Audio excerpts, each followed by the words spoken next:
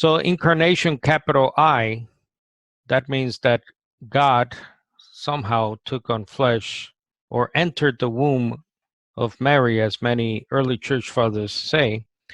Or is this a case of a procreation, which is what the word begotten also means in the Greek? So let's have a look at the account of Matthew and Luke.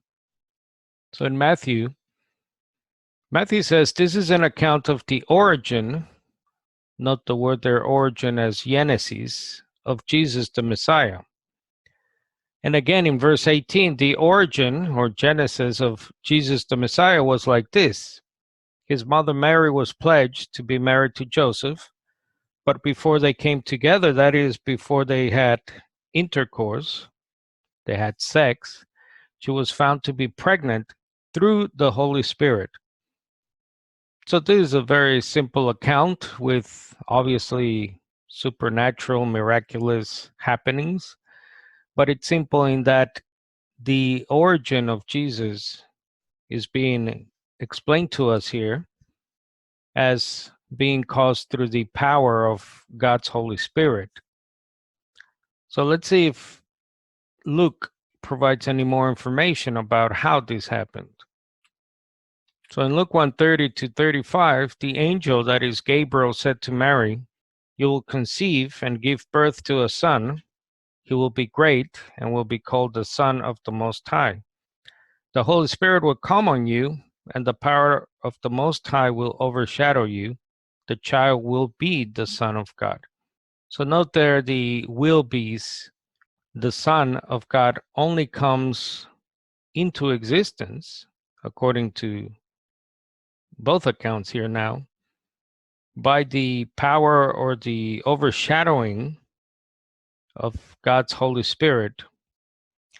Now, it is self-evident that these accounts are either neglected or glossed over by Orthodoxy, Protestant Catholic traditions, as we can clearly see both virgin accounts explain in detail the means by which this miraculous and long-awaited event took place. And notice the very technical words used, especially here in the account of Luke. The word translated as conceived, and the word, or the phrase I should say, for this reason. They're very technical words, technical phrases, denoting a miraculous procreation.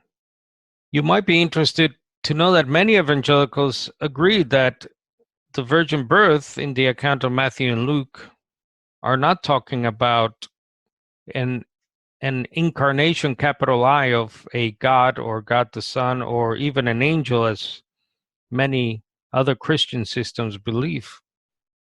So we have this from the IVP, Bible Background Commentary on Luke 1. The account follows the typical Old Testament structure for a divine birth announcement. The point of Luke is that God, who acted for Elizabeth as he did for Sarah, could still do anything. So this commentary is taking you to the accounts of miraculous births, for example, the one in Genesis 18. So this is not totally unprecedented. What's unprecedented about this particular account of a miraculous birth is that it's virginal. In other words, there is no spouse involved in this, no sexual act.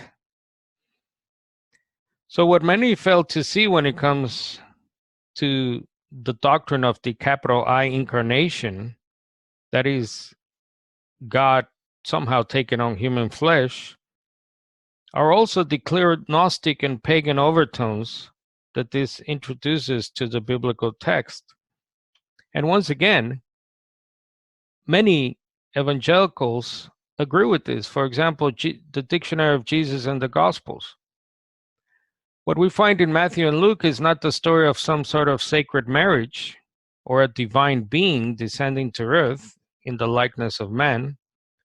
rather the story of a miraculous conception without aid of any man, divine or otherwise.